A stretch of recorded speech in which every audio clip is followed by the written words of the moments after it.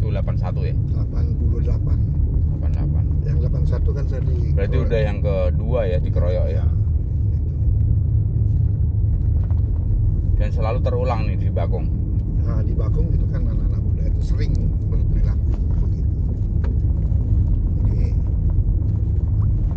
kejadian itu bikin geger. Jam 11 malam waktu itu kan jam 12 sekarang ya. Nah, kemudian karena itu tentara kan saya khawatir kan. Tentara bisa kerahkan anak buah keroyok saya. Di rumah ada pensiunan tentara, saya gedor itu tengah malam itu. Beli kejadian saya ini sama oknum tentara namanya Murio. Gimana caranya? Udah ketemui dandimnya gitu. Terus tolong diantar deh. Wih beli nggak bisa gitu. Kan dia hanya sersan kan, udah pensiun.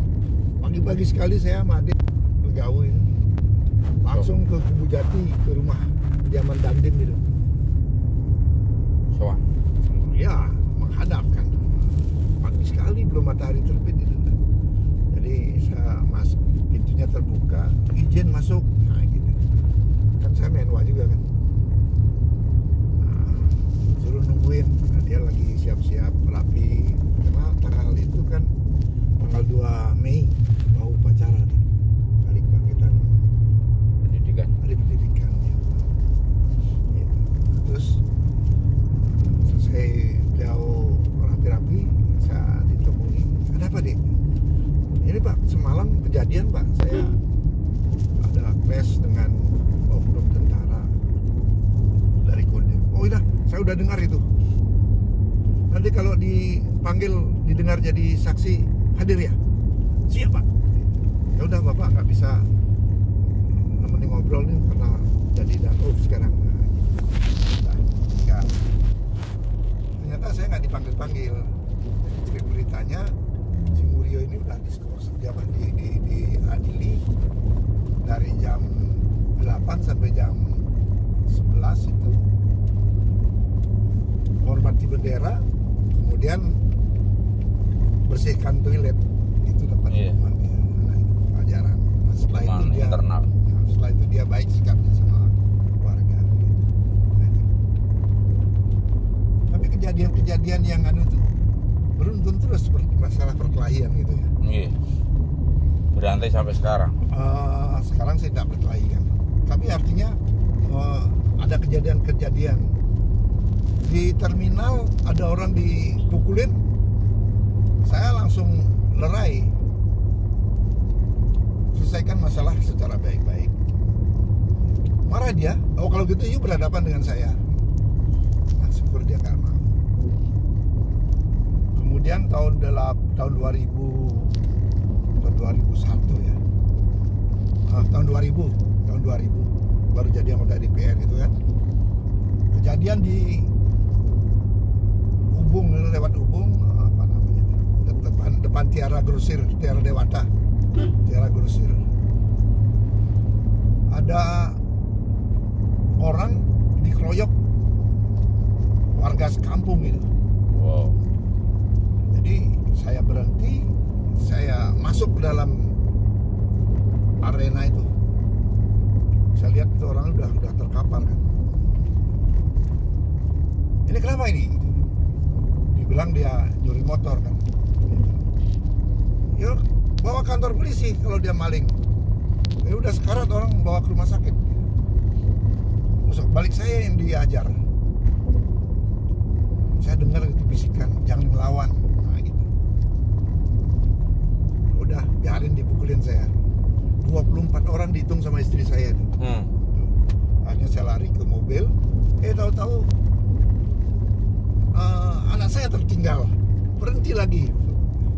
Ya syukur tidak terluan lah jadi masalah. Besoknya saya lapor kantor polisi. Nah ternyata orang itu yang dipukulin itu sopir angkot yang siangnya itu mengantar orang mau beli motor, kan diantar kan. Nah kemudian ditinggal sama supir itu. Terus motor dikasih kunci kontak STNK dikasih. Larilah orang itu bawa motornya ke Jawa. Itu masalahnya. Jadi supir itu tidak salah. Iya. Yang goblok itu kan yang jual motor. Kenapa ngasih test drive, kasih motor, nggak kenal orang, nggak kasih KTP, kasih STNK. Dan belum payment lagi ya? Iya, hanya test drive. Mestinya kan test drive ditemani kan, kita nggak kenal. Ya harus transaksi dulu. Begitu. Nah, itulah kejadiannya. Jadi saya tidak membela orang salah gitu. Tapi ternyata polisi nggak fair, karena yang ngeroyok itu ternyata kelompoknya Minggi, kelompok preman itu. Ya kesannya itu kan peliharaan oknum pejabat kan. Ya biasa kan pejabat itu pelihara preman-preman itu untuk sesuatu. Ya kayak sekarang juga kan banyak preman-preman yang terorganisir. Iya. Nah, itu kejadian, sudah jadi anggota DPR juga mengalami kejadian pengeroyokan begitu. Nah, jadi masalah perkelahian, tapi bersyukur sekali saya ikut Kempo kan. Iya. Nah, itu. Ada bekal. Ya ada bekal gitu. Yang serunya itu kan waktu di Bandara Ngurah Rai itu kan, saya keluar itu dilihat sama temen atlet juga, dia ikut sepeda itu, balap sepeda, tapi dia duluan pulang. Sekarang dia jemput anak buahnya kan.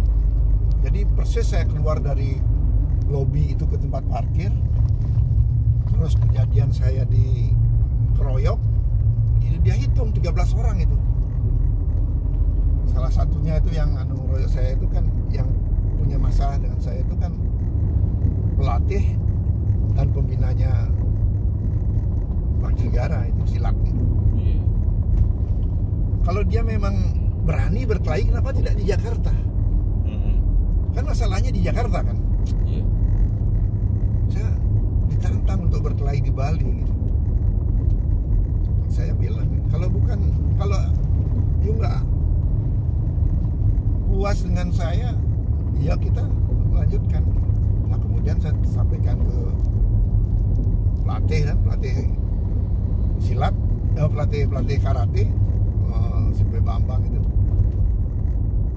Saya manggilnya sih, Bang, aku nih ditantang berkelahi itu. Wah, jangan begitu. Kamu tuh kan belum sehat kamu tuh, dan kita ini sendiri nih. Dia tuh banyak gitu. Terus bilang sama pelatih saya Kempo, Simpe, saya nih tantang berkelahi. Oh jangan, kamu tuh belum sehat itu. Kan waktu pertandingan itu kan saya Cedera. cedera, gigi saya pecah itu kena pukul. Wow. Atlet dari Surabaya itu, Body contact ya? Wartoyo. Itu dia dan tinggi besar orangnya. Saya 63 berat badan, gebrak sekali pecah ya, tapi nggak jatuh, itu hebatnya. Rahang. Iya. Waduh. Gigi atas pecah saya. Buset ya. Benturannya kencang Keras sekali. Nah, cuman saya nggak sampai jatuh. Kemudian fight yang kedua saya pakai ucuki Geri, masuk Geri saya tendangannya. Tapi juri nggak masukkan nilai. Oh ternyata permainannya itu atasan nggak boleh kalah gitu. Oh. Dan 2 masa dikalahkan Dan 1.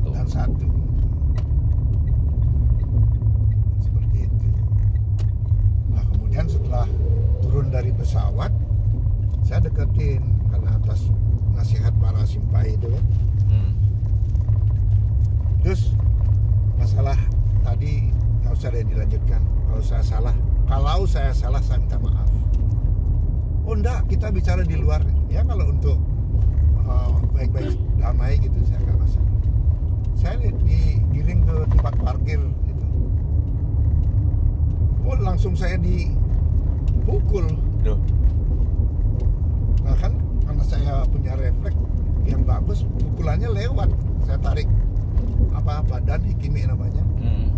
Lewat, saya timbal, blak, kena mukanya. Asik. Kemudian karena temennya banyak kan saya dikeroyok. Lengan saya dipegang, saya sikut, tidur dia. Kemudian saya loncat, tiba-tiba saya udah ada di pos polisi kan. Saya siul-siul di situ, hitung kepala saya. Pertama saya lihatin di lengan kiri kok ada darah. Berarti sempat pingsan, Pak? Siapa? Pak Tut. Enggak apa-apa saya. Di kantor. Saya habis dikeroyok itu secara ya nggak tahulah siapa yang menyelamatkan saya itu. Loncat saya udah tiba-tiba saya sudah di kantor polisi mengamankan diri. Saya periksa di kepala kan karena tadi liatin darah di lengan itu. Ini darah luka saya ini. Periksa dari kepala. Terus saya periksa, 9 ada benjolan di kepala. Terus liatin semua, saya nggak luka nih, ini darah orang. Darah orang. Nah, saya siul-siul di situ. Kemudian itu kan ada cewek 2 orang itu dari Wakil Negara. Wah, pelatih raga cak-cak, gitu dia. Kemudian datang itu pembina silatnya itu, Pak siapa namanya, Parte itu, kolonel waktu itu kan. Terus sekarang kan AKBP, Kombes kalau sekarang minta melatih 3. Langsung cari saya, kamu main macam-macam sama atlet saya gitu dia. Saya dibelain Pak Okomono itu ketua timnya. Nggak, itu atlet saya itu, atlet kita itu gitu ya. Jadi ternyata polisi anak buahnya roboh, tidak terima dia. Malu juga. Ya. Nah kemudian geger di masyarakat Gubuk Kentongan, dibilang pelatih Bakti Negara dikeroyok orang Arab dari Singaraja. Dia 13 sendiri dibilang ngeroyok. Nah itulah Pelangi kehidupan. Ya, seru itu ceritanya. Segitu dulu, nanti lanjut lagi.